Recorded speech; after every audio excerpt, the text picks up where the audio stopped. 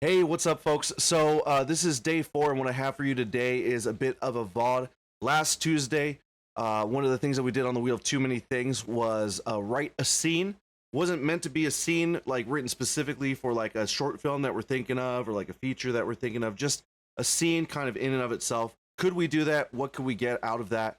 And what kind of story developed? And I thought we got something really kind of neat, a little bit sci-fi, a little bit just like awe-inspiring. Not so much that there's not more to write about. But beyond that, that's all I got. I do want to say, though, if anything I say in the next 40 minutes doesn't sit right with you, doesn't sound right, because, you know, you're a more experienced writer than me. I don't have that much experience. I have a tiny amount of experience.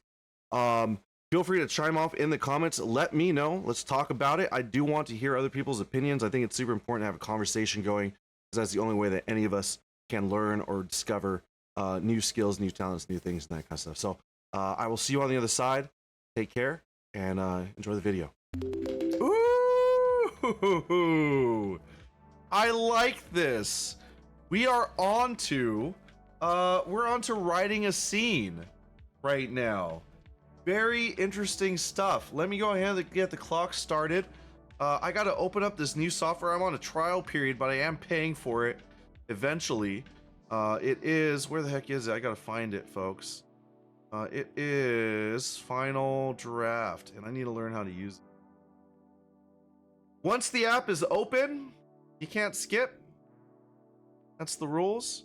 We're going to go with File, and we're going to say, nope, I don't know how to use anything yet, Final Draft.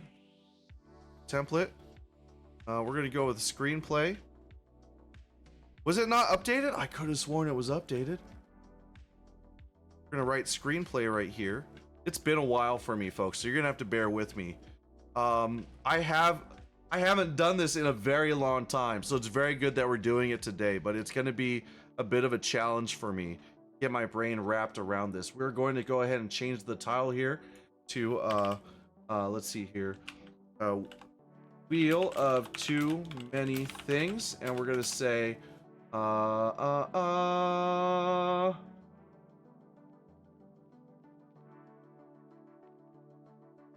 gonna say Wheel of Too Many Things, and we're gonna say write a scene, and we gotta be unafraid to be bad.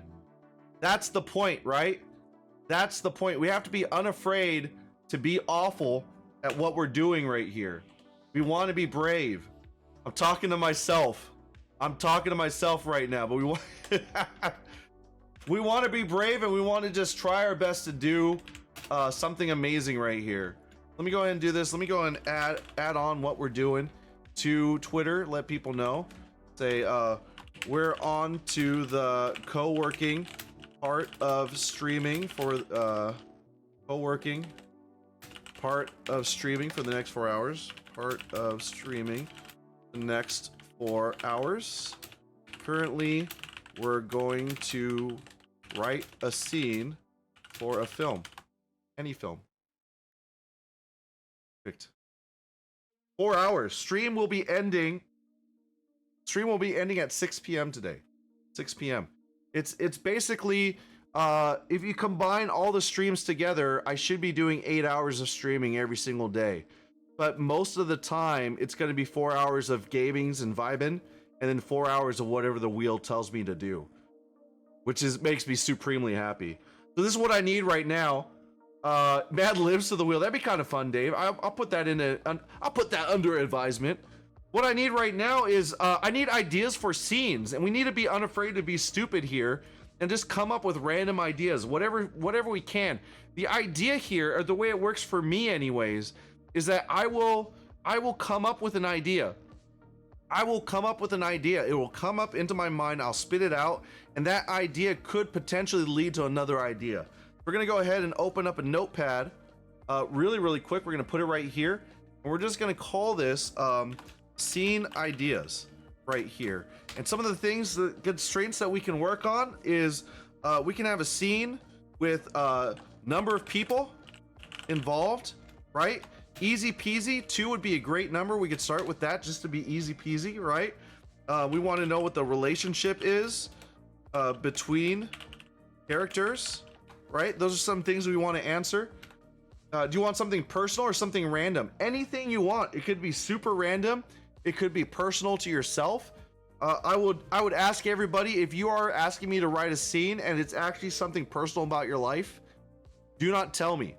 Do not let me know. Do not tell chat. Do not do anything like that, because what that does is it creates an expectation, and it creates a sort of limitation. One of the biggest things they say is write what you know. Write from your own personal experience, but also there's another saying, which is that you could be too close to the work, too close to the experience, to have objectivity. Because if you're too close to the story, say I wanted to write a scene about me and my dad getting in a fight. If I'm thinking about me and my dad getting in the fight, I have to fit my brain into the constraints of who I am, or who I believe I am, and who I believe my father to be. You know what I'm saying?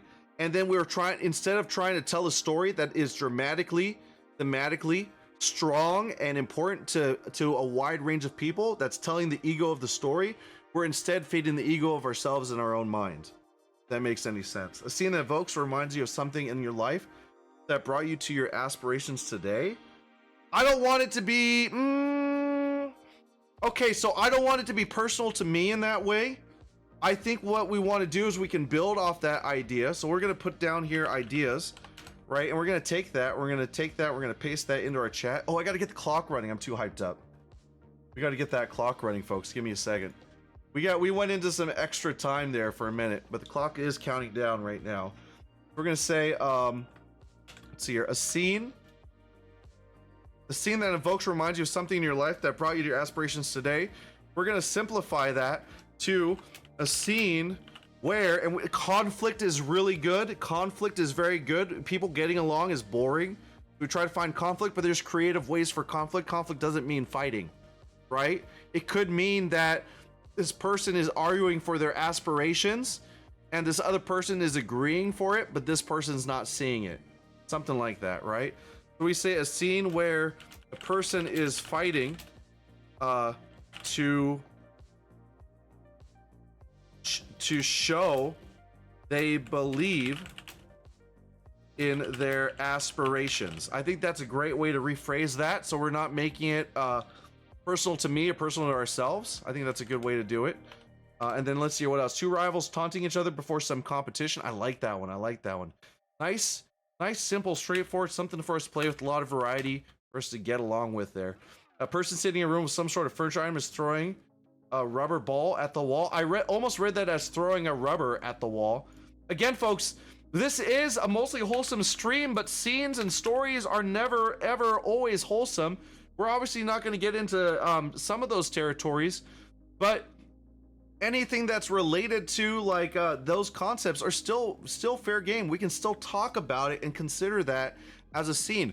When I was writing my first script, I didn't intend on putting a sex scene. You can say that on the chat, right? I didn't intend on putting a sex scene in that movie because I don't really like doing that kind of stuff.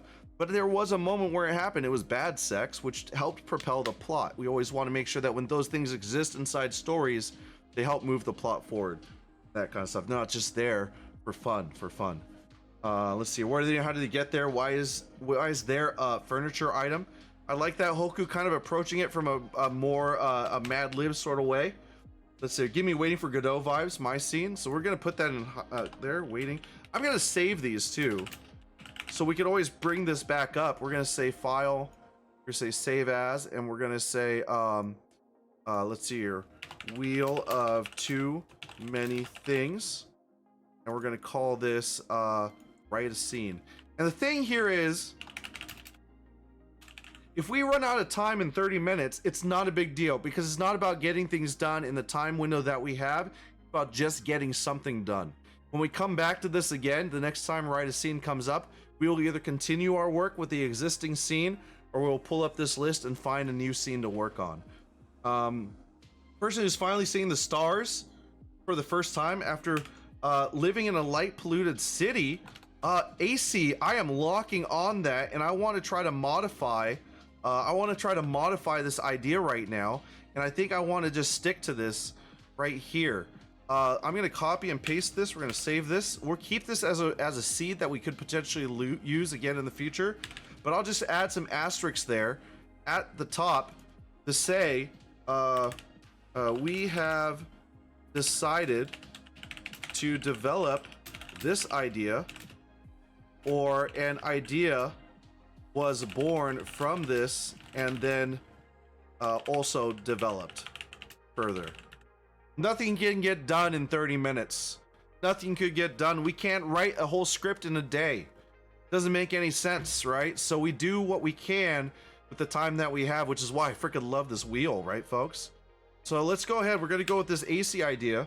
Thoughts are ideas are closed, but let me go. The thoughts of a person stuck recovering in a hospital. I like that. Let me copy that as well. Paste that in. So those are the ideas we've generated right there. What's that, Hoku?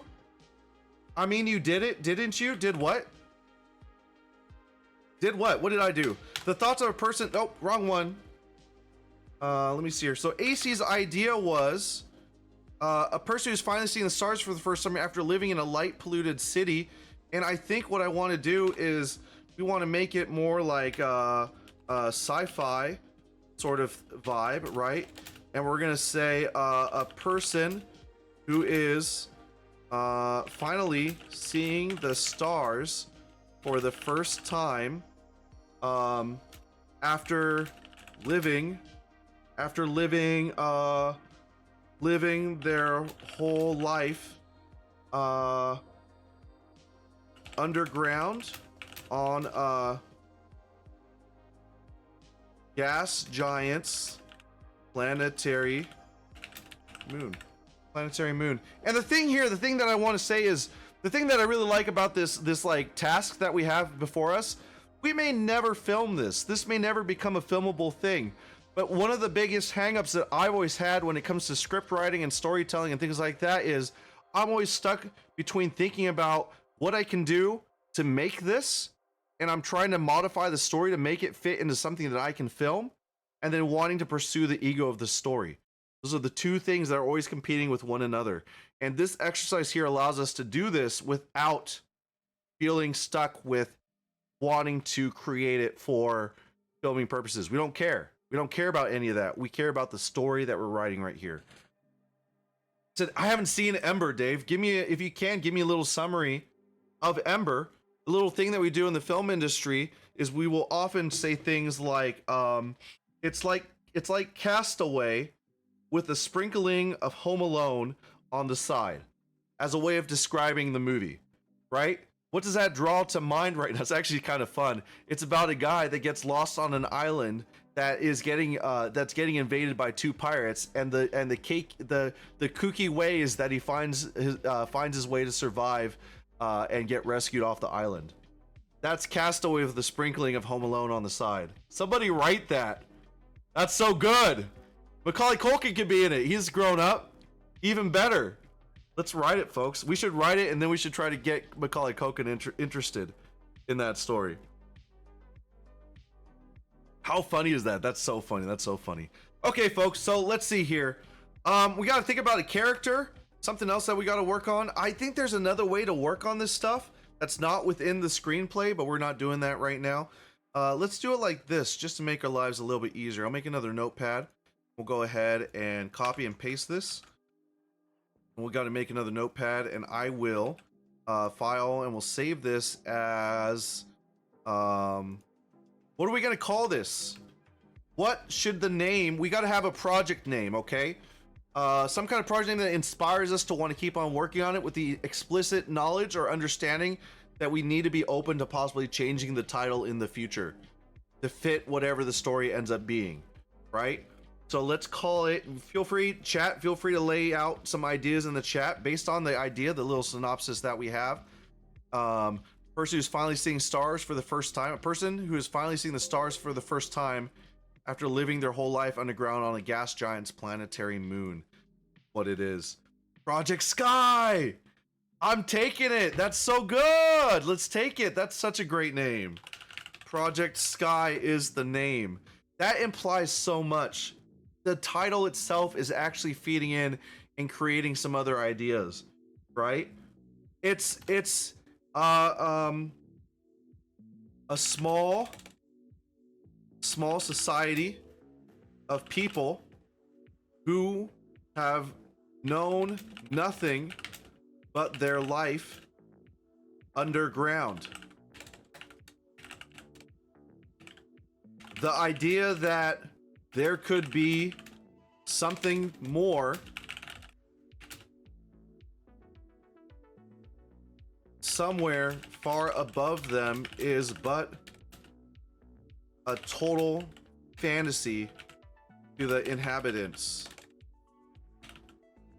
Right? What about our character? We got to talk about character development. We got to do that. I always personally lead from like character development standpoint position. I think that's a really big deal in my personal opinion. Because the thing is, I talked about this earlier. Thank you, Rose, for the hydrate. I talked about this earlier, but that scene that I wrote in my film, when the two people ended up, you know, kind of getting into it, and I didn't have any control over it, it's because I built the characters up first, and the characters informed the scene. They made the scene happen out of nowhere.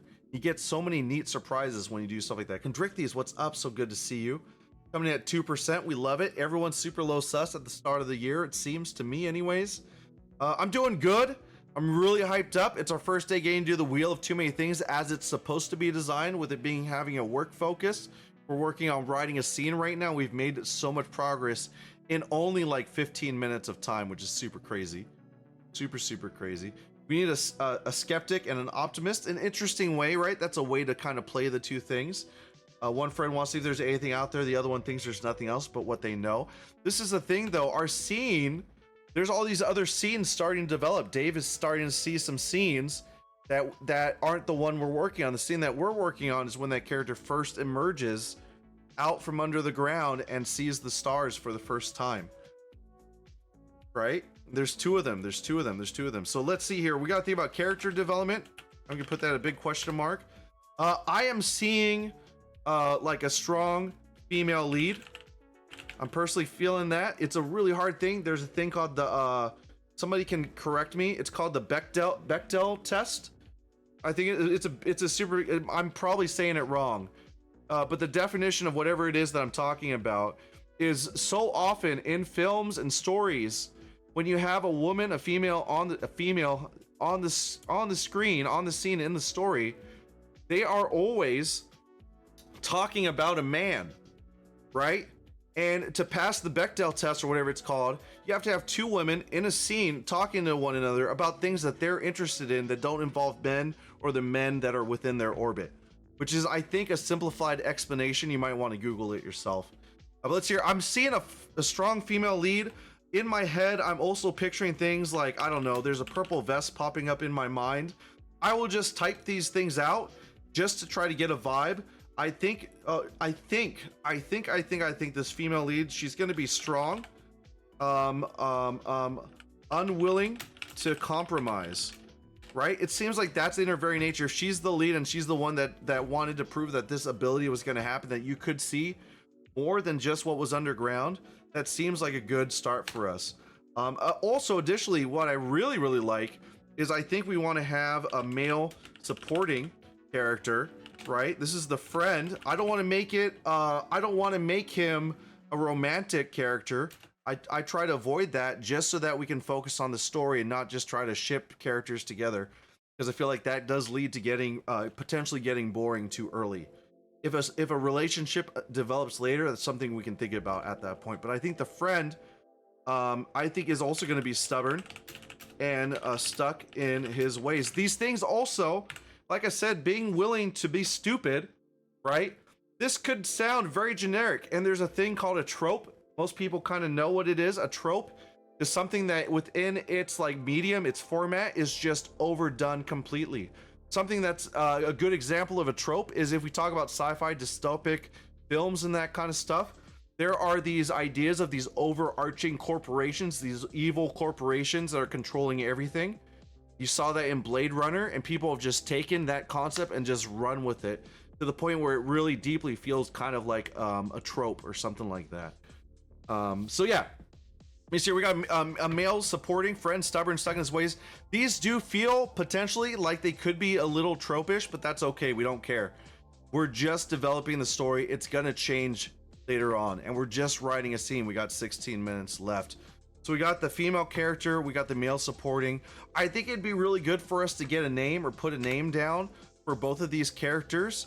Following this idea of these characters, we got to find a name that feels like it matches the character. And I know that we have people in our lives all throughout the world, people you meet where their name doesn't seem to match their personality. I think that's the case, right? But in film and in storytelling, we always want to try to make those two things match. Because if the name ever feels a little dissonant to like the character that they are, I tend to believe that that leads to people less likely to like accept the reality. The whole core here, I'm going to go into something really basic. Filmmaking and storytelling in general is about the suspension of disbelief. And you have, in my mind, what I come to understand it, a bit of a transaction between the reader or the viewer and the writer, the creator. And you're passing currency back and forth. Every time I tell you something about the world, I'm asking you to believe it. If it's not believable, I'm spending that currency. Eventually I run out of money and you're like, this movie is dumb. Now none of this makes any sense.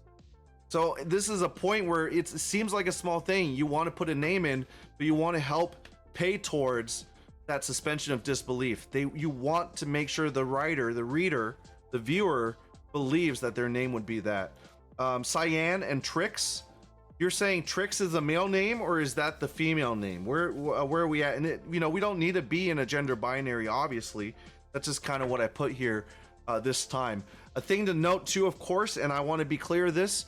I want to do my best to represent other minority groups, things like that, of course.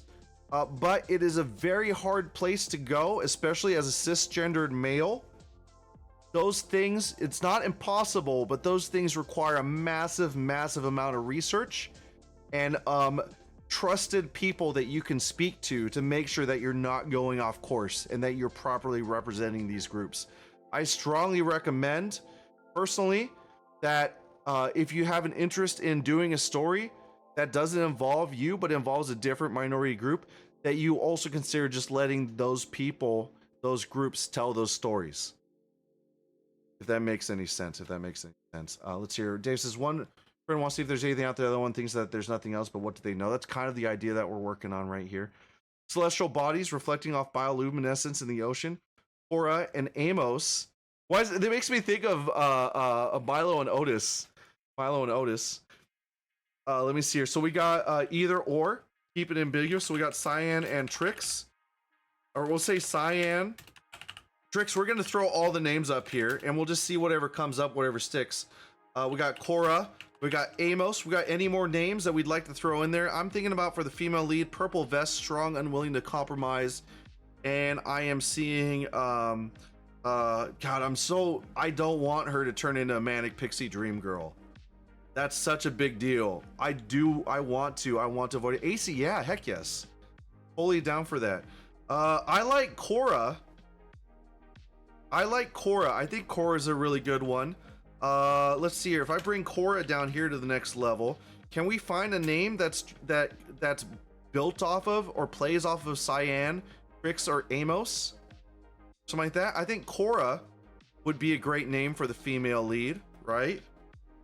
Cora, right there. I think I'm thinking about the Legend of Korra right now. That's probably what's happening. And that's how things work, though. You will often get ideas. Here's a lesson. One of my late teachers, bless her soul, such a huge influence in my life and in many other lives. She said a very important thing. And this is something that's very important in the creative process. You can use whatever it takes to get you to a mental space to play a character. You can use whatever it takes to find a way to tell a story in a specific way. You do not have to ever tell anyone how you got to that decision. That's part of the creative process, and you have to respect that creative process 110%. Otherwise, it gets into a situation where people expect that out of you, and it will completely derail and hinder and harm your creative growth. as a person. 100%, 100%. So we got Korra as the first one. We're gonna ignore the fact that we're probably riffing a bit off of the sequel to Avatar, the last Airbender. We got a male supporting, and I want to say Trix. Trix. Give me a name. Help me out, folks. Can we riff off of Trix and give us something else? Trent. That's too modern. It's a future-based movie. We can't. What is that movie? What are we talking about here?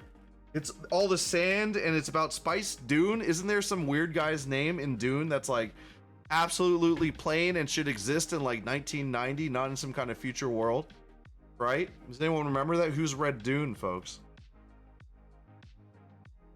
Gruis. Hard to say. It doesn't roll off the tongue. Let's see here. Truce. Tyrion. I like Tyrion. What about Truce? It's an interesting name, right? It sounds really obscure. It almost doesn't feel like a name, but it gives it sort of. I feel like Korra and Truce and this world that we're building all feel like it has a very similar vibe. Is that right? Do I feel like that's correct? Should we go with Truce or Tyrion? Any other names? Can we riff off of Truce and Tyrion? Those seems like the strongest leads to me. Truce and Tyrion. We can try to riff off of both of those. Right there. Or do we want to lock it down with one of those two? We could do a little poll right now as well. It seems like we're getting pretty close. Truce seems to match his personality, right? Somewhat, right? It says, we say stubborn and stuck in his ways. He's like, he doesn't want to agree or change anything, but they want to be at a truce, right? At a standstill. Yeah, I agree with that. Let's go ahead and let's put it to a poll. This is, we get a chance to be interactive. So we'll say Truce or Tyrion. And you can see, look, we're already at 9 minutes and 30 seconds left. We haven't actually done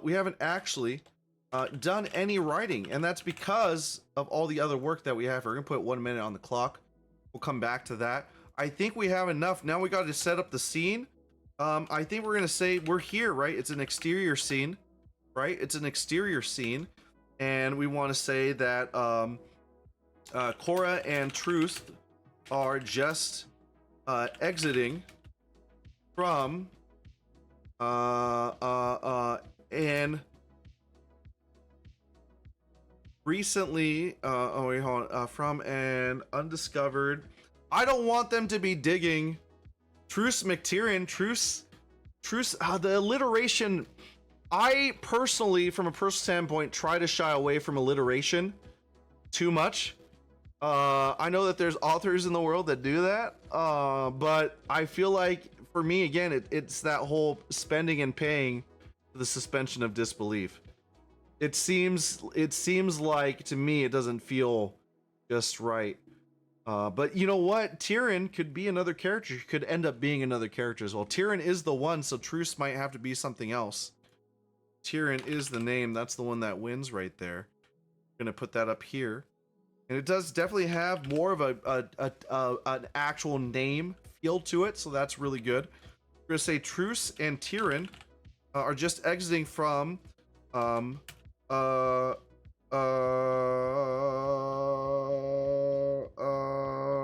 what's the word? See, my brain's drawing a blank. Tunnel, vent tunnel. There's a word that I'm looking for. Not vent, not tunnel, or access tunnel, or like where air gets sent in, places where you would bring in resources at a prior time in their history, sort of like an airlock, but different. Let's see here. I'm heading out to work out, but I'm glad I was able to pop in. I'm trying to just pop in more often. Tony Rose, I appreciate you so much. Thank you for the sub again. It helped so much during hard times back in 2021. I know, right? It's so weird. It's so crazy. But the fact that so many of you are still around brings me so much joy.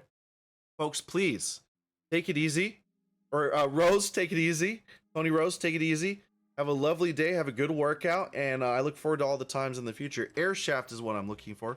Are just exiting from a supply shaft. A supply tunnel. We're thinking about sizing, right? not an air vent, not an air shaft, not like a supply. A supply tunnel sounds really big. Maybe something smaller would be better. Tony Rose, I got you. I got you. I'll roll it. One die, 3,000. Tony Rose has asked us the book of 3,000 questions. Tony Rose, I got you. You got 1495 is the magical number. I got you. I got you. I love this. The question is, you don't have to answer if you don't want to. It is, what do you think there should be stiffer penalties for? That's a little aggressive. What do you think there should be stiffer penalties for?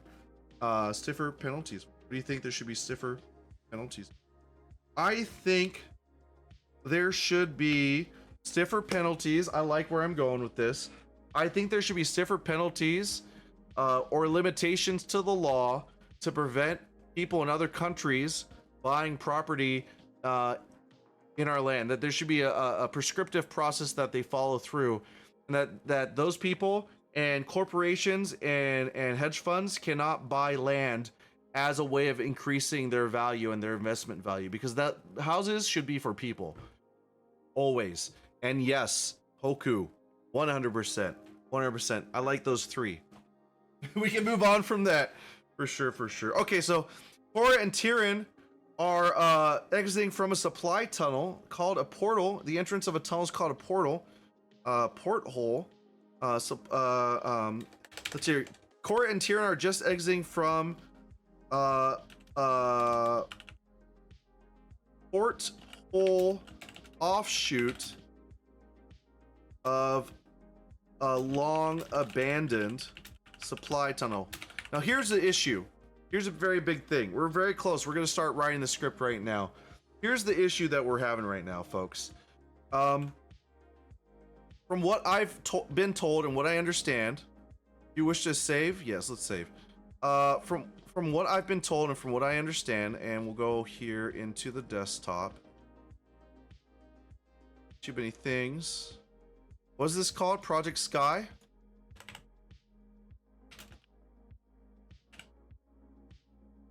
What I've been told is, nice bye everyone, thanks for sharing. Yeah, of course, Rose. No, Tony Rose, we'll see you later. Take it easy.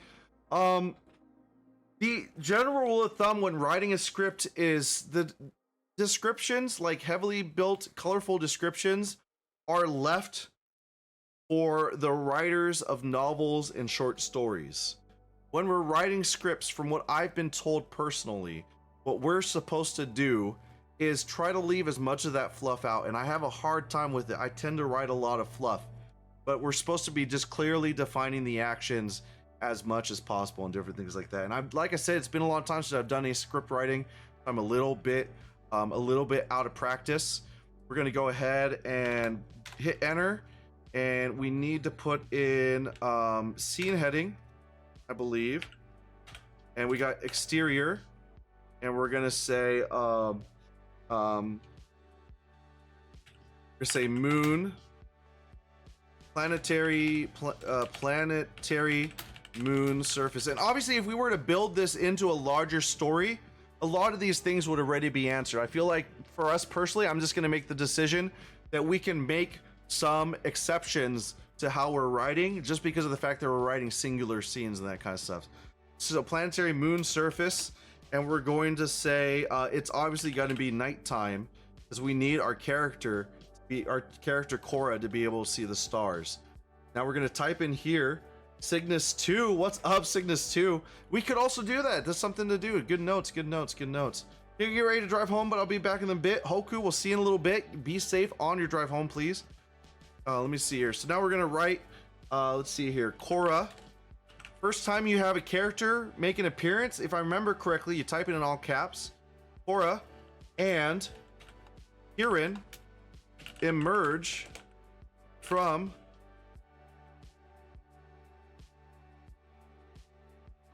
a small service tunnel.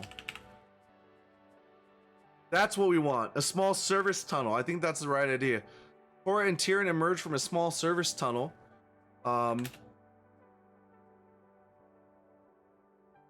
It's dark due to it being night, but the brightness of the stars is still something that Korra and Tyrion take note of. We get into some dialogue, and I don't really know where the scene is going. I'm a little stuck right here. We're gonna go ahead and get into character. I feel like Korra is the first one to emerge. Let's see here. Oh, we'll say that too. Korra and Tyrion emerge. We say Korra first, so we say Korra right here. Korra, right? And I don't know what Korra's gonna say. This is gonna suck, folks. This is gonna be bad when we first do this. We don't really know what we're doing, but we just need words on paper so that we can develop it further. That's the idea. It's really awesome, honestly, that we do this, because this fits really well in with what I'm feeling about the Wheel of Too Many Things in general. Is the fact that nothing is meant to be done all at once singularly, which I always try to do in my head, and is instead done in small pieces, parts, and parcels. So Korra's going to say a line, folks. We only got 40 seconds left right now on writing this scene, so this is where we're going to have to leave off. Please give me something for Korra to say as her opening line for this scene. I'm going to type in "my god." I feel like that's what I want to type in, right? I feel like right now we could have another character, right? This is Tyrion. Tyrion is talking. Tyrion says, "You were fucking right." Right? Something like that. If anyone wants to change that up a bit, you got 9 seconds. 9 seconds. Right? What the fuck? I like it. What the F? I like that. I like that. Let's do that. That's actually funny, right? We're gonna do that little dash there to show an interruption. Korra, right? And we got to do this. So you see tabs there. And this is something else. You can type in here laughs, right? You put that parentheses in there. We try to avoid these as much as possible, because really, this is the role of the actor. The actor's job is to figure out what is informed. But as the script writer, we're going to try our best. Oftentimes, actors will read through this and they'll just black those out as they come across them, because they want the text to inform them, not that little bit of what the author wants specifically. We're going to leave it in right now just because. Korra laughs and she's going to say, I, interrupting, right? Right? And I think I put a dash there too. No, I don't. I don't think I do. She's going to say, I fucking told you. Like that. Right? And we'll say this. Korra lightly shoves Tyrion in a way that shows their long-standing bond. Stuff that we wouldn't necessarily need to write if we were writing a whole story, because that'd be clear from the story from the pages before. Since we're only writing a scene, we're gonna put that in there like that, right there. Korra lightly shoves Tyrion in a way that shows their long-standing bond. Tyrion says, I don't want to talk about it. With a grimace. Korra lightly acknowledges Tyrion's limiting thoughts, but is so very quickly drawn back to the stars. Right? And we could go so many places. I'm just gonna say Korra says something here, and we're gonna leave it at that. And then Korra could say something like, she's talking about like stuff that happened earlier in the film, like, I knew it, they were wrong, this and that. Look at these stars. We are not alone. There have to be people living out there. We could have a whole monologue that develops from that. But I think that's pretty fantastic, right? Within 30 minutes, we are able to kind of get a scene started right here on a planetary moon service about Korra and Tyrion emerging from a small service tunnel. It's decent. It's something we can work on. I think that's pretty good, right, folks? We got all these notes here that we can work on and build, possibly turning this into something more later on. But that makes me super happy. Let's go ahead and bring this wheel back up, because we got to spin the wheel again. We're on to the next 30 minutes. And let me clear these things out here. Like so. Yeah, awesome. Super, super awesome. Let's go ahead and do that. Folks, how did you think about that? Was that good? Was that fun? Was that something you'd like to do more of in the future? Let me know. Write a scene. We can continue the scene that we're working on if folks would like to do another respin, you can. We already wrote one scene today, so we don't need to do it again if we don't want to, but we can finish our work on that scene. Feel free. I think what I'm gonna say is I want to show it to you right here, but folks, everyone gets one single respin during this time of the stream, so you can use it right now if you'd like to. I'm gonna bring up a final draft, but we're gonna make the rule be once I start the countdown clock, that's when respins are no longer allowed. That's the idea, that's the thought process behind it. We're gonna open up Project Sky. This is what we're working on earlier today, right here, which we're working on practicing on writing a scene. I feel like the story sounds pretty neat though, just so you know. And this is what we got to. It's the exterior planetary moon surface, right? Night. And we have Korra and Tyrion emerging from a small surface tunnel. It's a story, a scene where two people who have lived their whole lives inside the surface of a planet, finally emerge to the surface at night and see the stars for the first time. That's the scene that we have here. Nobody's voting for a respin, so I'm going to come over here and start to get this clock running.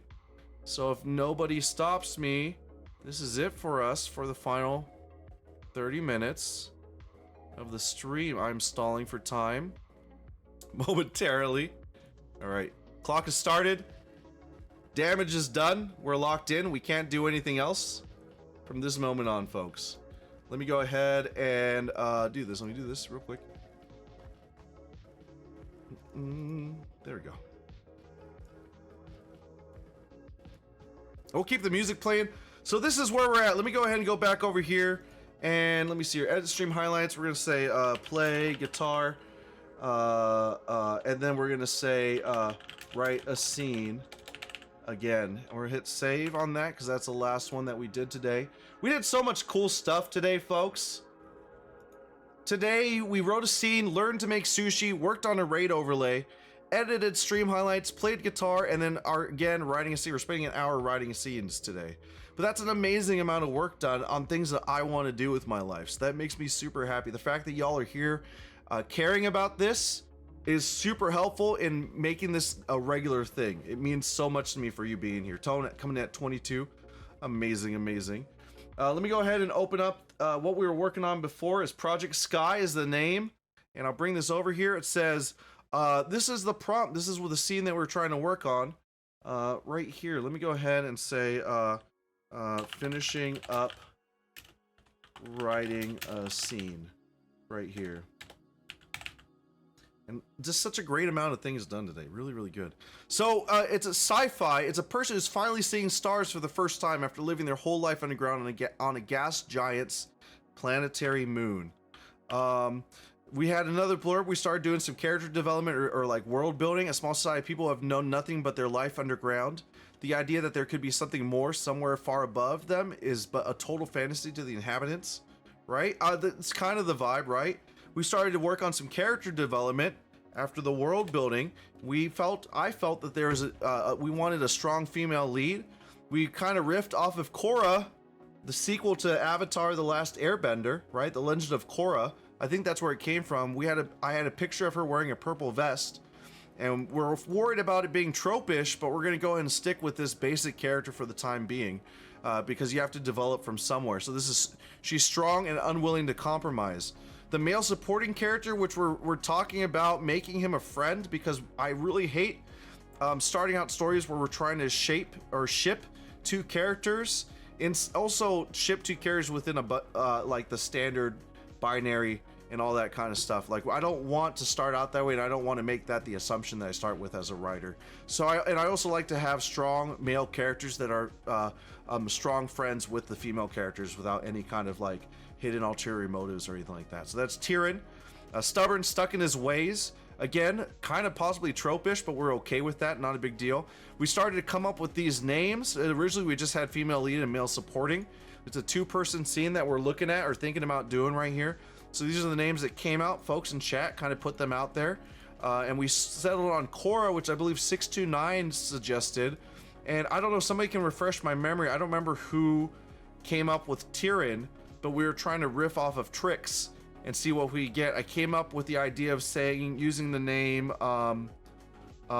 Truce, truce, and then we got to Tyrion as suggested. I don't remember who said that. And we kind of just came up with the idea of doing an exterior, because obviously they're seeing the stars for the first time. And then we started talking about how we wanted that description. We talked about how descriptions and scripts are meant to be very, very sparse. They're not meant to be fluffy or colorful in any sort of way, because that's the job of the film crew, and that's the job of the actors to fill in that color. We are creating a skeleton. We're creating the structure for production to put together and make something out of. So we want to always try to limit that. I tend to be a little too fluffy or too colorful, and we're taking some liberties here and being a little fluffy and colorful because we're writing only a singular scene. A lot of the stuff that we wrote in here could probably be explained prior in the script, and it wouldn't be something we would put here. You would probably just write Korra and Tyrion emerge from a small service tunnel and leave nothing else. But I wrote and added, it's dark due to it being night, but the brightness of the stars is still something that Korra and Tyrion take note of. Will this be published? Probably not currently in its current iteration, but something about production in general that I'm totally fine. I want to share with y'all. That's what I'm trying to say is, throughout your production lifespan, you have a series of projects that are on various stages of creation. Right now, Project Sky essentially is a project that is at a certain stage. We may just let it stay as a scene for the rest of our lives, but it's always possible. One day I could be sitting somewhere on a bus and my brain will be like, this moment I'm watching some scene unfold on the bus, and I go, this would work really well in Project Sky. And then I come home and I add that to the notes. And now we've moved that production a little bit further along the line. It will be published after the final draft. I love it. Fantastic. Thank you, Jay. Thank you, Jay. So we're not worried. The biggest thing that I want to say here, folks, is we need to be unafraid. We need to be unafraid of being stupid. That is the number one goal here. If you are worried about coming up stupid, everything's going to sound... nothing's ever going to develop out of the work that you do creatively, because everything starts out or has a potential to start out stupid, but something evolves from that that's way better. And that's the point of it. You got to get the words out there. You got to put it onto the paper. Rose, it's going really good. We've had, I think, a really, really, if I could give it like a rating out of 10, the Wheel of Too Many Things, how well has it functioned today as far as being an entertaining stream and also fulfilling the needs that I have to try to get some things done? I honestly, really seriously put it at a 10, in all honesty. We got to today, I closed the window ring, let me bring it up real quick. Today, the wheel had us do, write a scene. We had us learning how to make sushi, had us work and improve our rate overlay a little bit more. Brought us into editing a stream highlight, had me playing guitar where I cried for everybody, which wasn't my intent, obviously, and now we're capping it off again with finishing this scene here that we were working on at the start of this 4-hour segment of our stream, this 8-hour total stream that we got here. Are we incorporating viewers at characters and tone? No, I'm not. A lot of things I'm trying to avoid doing. I don't want to incorporate viewers as characters, because I think it just makes it too personal. And like I said earlier in the stream, as far as some of the things I understand about script writing is it's good to write what you know, but sometimes there's a phrase being too close to the work. The example that I said is if I wrote a story about me and my dad arguing as like the skeleton or muscle underneath, I'm too close to that emotional content that I'm gonna often find myself twisting the story to fit the ego of the experience that I experienced. And whenever you're working on something with writing and that kind of stuff, you want to 100% fit the ego of the story itself. What happened between me and my dad in a scene that I'm writing that's similar isn't going to be as good as what makes the most dramatic sense or the most sense within the narrative of the whole story that you're playing. And if you try to skew it towards yourself or your personal experience too much, you're just going to do a disservice to the story. It's going to end up worse because you might feel it in your head and you might see it in your head, all those experiences, all those things, but it might not translate to the words on the paper. Super big deal, super big deal. Way better, way better. And also, these are stories that eventually I wouldn't mind trying to develop further. And so the fact of adding the like folks in the community here, it makes it really strange, because we could end up in a point where we're writing a story and we're like, Little Tone does this, and maybe you don't like that, you know? And that just opens up a lot of really awkward, you know, not great experiences. So we try to avoid that the most we can. But yeah, so Kai's a photographer in Fire Season. I didn't know he's a scene writer. I'm a script writer. I am a script writer. I am not a photographer, but a camera operator and technical director when I was doing the Fire Season stuff. Slightly different. Filmmaker would be a better way to describe me. Character based someone, yeah, again, prefer my best to try to stay away from that as much as I can. So the scene here, we say Korra emerges from the small service tunnel and says, "My God." Tyrion says, "What the?" Korra says, "I fucking told you," while laughing, lightly shoves Tyrion away that shows their long-standing bond. I don't want to talk about it, he says. Korra acknowledges Tyrion's limiting thoughts, but is so very quickly drawn back to the stars, is what she says. We can make an animated version. Sick Doctor, that sounds lovely, actually. And that's the thing, as we develop these, we could find ways to do things like that. It would be really, really cool. Super cool. Makes it a very good bedtime story for me, Kai. I like that tone. I like that. Okay, so, my God, what the fuck? I fucking told you. I don't want to talk about, Tyrion says. Korra acknowledges Tyrion's limiting thoughts, but is so very quickly drawn back to the stars. So now she is out there. She's looking. As she looks, she's just like, it's more wild than I could ever imagine. And I feel like that's more of a whisper. Whispers to herself, mutters, right? Whispers, mutters, right? Korra takes several steps more away from the service tunnel. And I don't know, that sounds weird. We can fix that up. We can clean that up in a revision or something like that. Let's see here. We got a character again. Right here we got Tyrion. This final draft is good. Can I talk about this? Final draft is really good. The Eddie of the writing software, I used to use Celtics, and Celtics is amazing, but this is lovely. It feels very nice. I feel like I could write a lot of things with this software here. It makes me very excited. Very, very excited. Let's see here. Okay. And folks, this is an interactive part of the stream, so if you feel like it, right? That's exactly right, Jay. So if you feel like you got an idea or something in your mind that you want to add to this right here, feel free to chime off in chat. Say something in chat. If you feel like you've got a bit of dialogue you want to say, just type in a chat and type in, like literally just type in Tyrion and say, that's the dumbest, I don't know, I'm making stuff up right now. That's the dumbest thing you could ever say, you know, or something like that. I don't think you should say that at all, because that doesn't make him very much of a friend.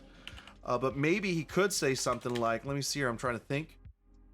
He could say something like, Taryn, he could say, more wild than I could ever imagine. No, I think, let's see here. I don't know, maybe he doesn't say anything at all. Right? Korra takes several steps more away from the service tunnel. Tyrion has begun to lose himself has begun to be drawn to be deeply drawn into the sights of the stars above as well. I think that's good. Maybe he says something that he's not that impressed, right? Toxic Fred, that's really what's going on. So where's Tyrion now? Let's see here. Okay, so we get that. So let's let him stay drawn in by that. And do you think? No, oh, we were talking about this earlier, right? Tired but drawn to the sky. I think we're talking about this because we want this to be a very deep sci-fi, right? One of the best sci-fis, and I want to make this on a movie night if we could.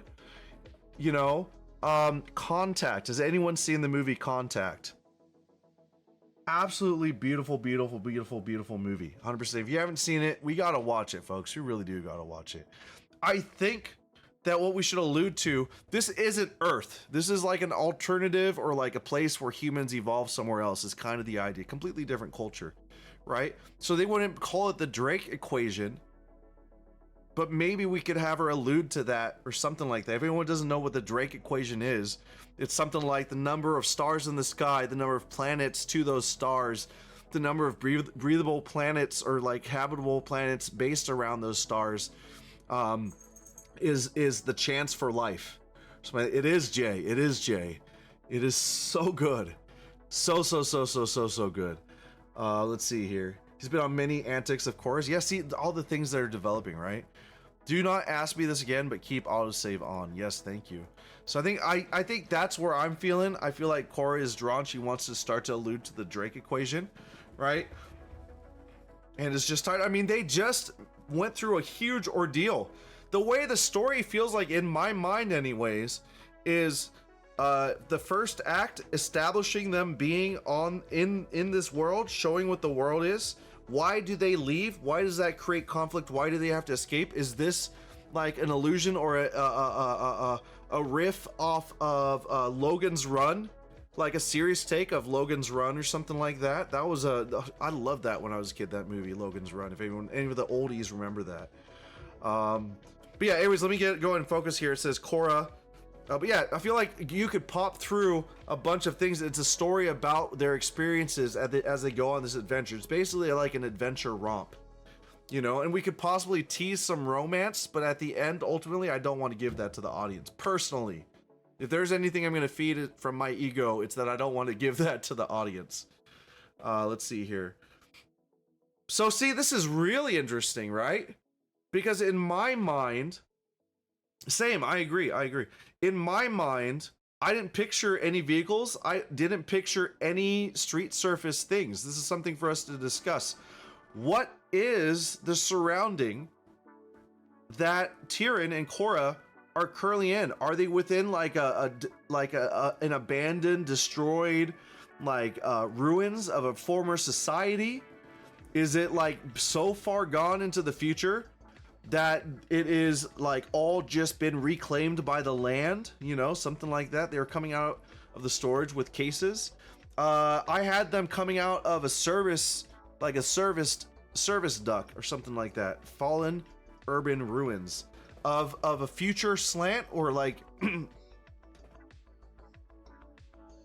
of like a future tint, or what are we thinking about here? Let me get these other notes up. And I know that Final Draft has a section for this, but we don't know where that is yet. But we're going to go ahead and put that in here for now. So we're going to say, what does this exterior look like? Abandoned ruins of an advanced society. Something that looks pre-advanced, like a society that failed. I think this would be too muddy and confuse the audience. Again, this is something I talked about earlier. We're always talking about paying down or paying towards the suspension of disbelief. It'd be kind of neat. It'd be kind of cerebral, right? To have it be like a pre-advanced society that failed, like another society tried to come up and failed again, or something like that. But it doesn't really serve the story, and it just makes me feel like fancy because I've created some kind of neat little thing. And it just would probably make the story a little bit more confusing, because people would be sitting here being like, why is it like this? That doesn't make any sense, right? And it would be cause that problem. Little BJ Cummings in the house, lol. Jay. Sammy, what's up, Sammy? She barely looked at me and didn't say a word. Wait, what happened? Are you starting your smut career? No, Sammy, no. And it's TJ Smut. Thank you very much. Thank you. It is not BJ Cummings. It is TJ Smut. And we're going to try our best not to do that. We're going to... I just walked right past her and grabbed my shit and left. Sammy, that's right. Thank you, Hoku, for reminding me what was going on. Hence why I referenced Waiting for Godot. Sammy, I see that you've made it, and you are now away from the event that has occurred. I'm glad to hear that. I'm very happy to hear that. You got everything you needed. I hope. So what are we talking about here? Let me scroll up and see if I missed anything.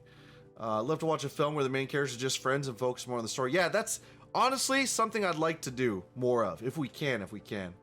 The opposite of some smuttiness happening, or maybe they have smut with other people. I don't know. We'll see. Dystopic. Let's go with, and this is meaningless words ultimately. Mild, futuristic, dystopic ruins. We're getting close to being in trope territory, but this is just a singular scene that we're writing. We're gonna run into stuff like this. So it makes sense, like 69 said, maybe there is a vehicle of some sort.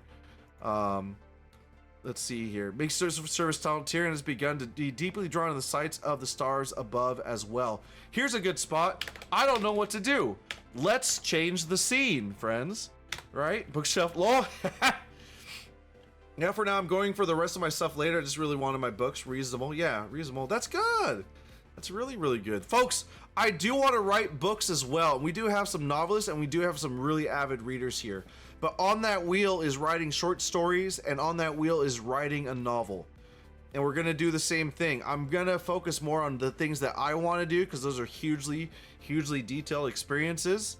But it is still going to be somewhat of an experience to hang out and spend time with y'all while I do it. Did you ever read Rosecrans and Guildenstern Are Dead? Are you asking me or asking Sammy, right? Hoko, are you a book babe now? Tell me you're a book babe. If you're not, you should join Amber's community and get in there and be a book babe with everybody else. Okay, so this is what we're gonna do. Let's do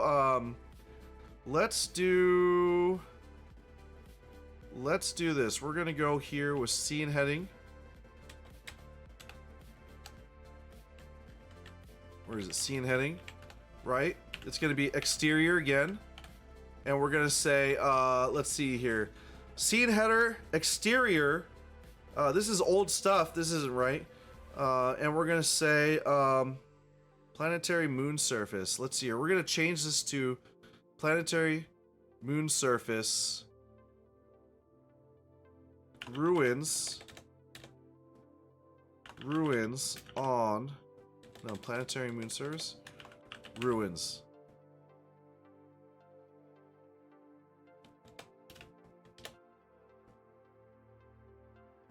We'll just say ruins. We've already established prior that this is on a planetary moon, right? Planetary moon ruins. Ruins. And then we're gonna say, and I feel like I'm missing some knowledge here. I don't really know what I'm supposed to do when I'm writing these exteriors, because I feel like this is kind of redundant to say planetary moon something else. So we're just gonna skip that for the time being, and maybe we can find an answer to that later. Let me see. Let me catch up in chat. It says, I've always wanted to write a book, but no one would read it. Amber, that's not necessarily true. People have asked me to be a reader for them, and I've just answered honestly. I've said, I don't have the time or the mental focus to remember to read your book, because that's how my brain works, and I don't want to say yes and disappoint you because I don't actually read it, because I know myself. Please don't take it personally. That's usually what I've said in the past. Let's see here. Sammy says I would read it. I think a lot of us would read it. I would try my best to read it, Amber. I know I've been in a book club and barely read the books. It's not all smut. It's their smut club. Jay, I'm in the club, but I haven't read any of the books yet. I haven't read any of the books. I'm trying to find the least smutty one to read. That's what I'm trying to do. I get all heart fluttery just reading the titles. It's gonna be too much for me. I'm also picky with books. We have monthly books we read together, but we mostly read what we want, chat, recommend, and buy each other books. I've considered it, but I don't know. I have so many books I still need to read. It's not all smut. I don't know what is romance and what is smut. Is it the same genre? Or is it separate? Because I started to think that it was the same genre. You got to remember, I'm a mostly wholesome streamer. So if I read something that's mildly romantic, my brain's probably like, oh no, it's smut. Panic. Oh, so smut is like dirty. I gotcha. I need somebody to send me some romance excerpts and some smut excerpts so that I can better understand what the difference is. It's for research purposes. It's just for romance is romance. Smut is, y'all can read that in the chat yourself. Thank you, Amber. Freaking hilarious. I was reading a mystery book called The Dictionary. Turns out the zebra did it. Lol, Jay, hilarious. Okay, so this is what we do. We've run out of thoughts. The scenes don't have to be overly complicated. One of the things about being a creative person is you will often try to make things more complicated than they need to be because it feels like that's what works. Like that is working. I don't know how to word that properly. It feels like I am doing a better job of being a writer if I make it more complicated and complex. But honestly, the reality is simplicity makes a lot of sense more times than it doesn't. At least that's how I've always felt about it when it comes to writing and that kind of thing. So with that in mind, I don't know what I want to write. Maybe we'll extend that scene later. We don't need to worry about that. We're going to move on. We're going to create another scene. This is exterior. And we're going to just say planetary surface right here. And again, I don't think I need to say night again because unless we change it, but I'll just say night again right here. And we're gonna say let's see here, the surface of the planet, right? Planetary moon surface. Let's do that. The surface of the moon is not as barren as expected. Am I spelling that wrong? I'm probably spelling that wrong. Barren as expected, as one might expect, And see, I'm being very fluffy right now, but we could fix that later. The surface of the moon is not as barren as one might expect. We see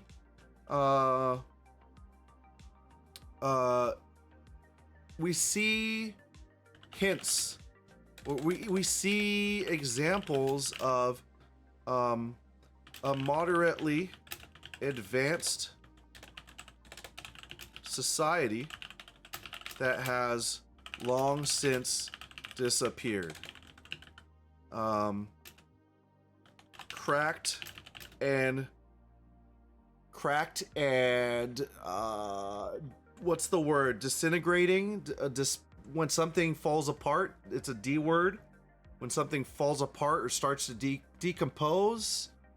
I don't know what the word is I'm looking for. I might need some help in chat, but I can also manage core and tyranny in a vast of nothingness. This is initially what I pictured.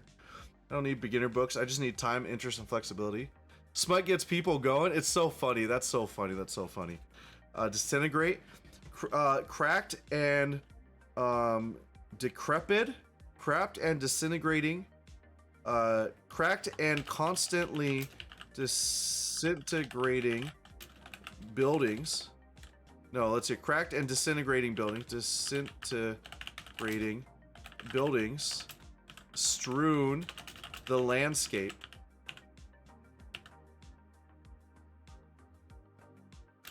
No signs of life can be found. Right? And then we're going to go ahead and let's see here. Exterior. I got some ideas. Right? And we'll say abandoned city night. Right? Something like that. We are. What's up, Venno? What's going on, Venno? It's lovely to see ya. We are just about to end the stream, my friend. We got 2 minutes and 30 seconds left before we say goodbye, but it's beautiful to see you in the chat. Super beautiful to see you in the chat. Let's see here. Exterior abandoned city night. And we'll go ahead and say alongside mostly barren street, we come across a rusted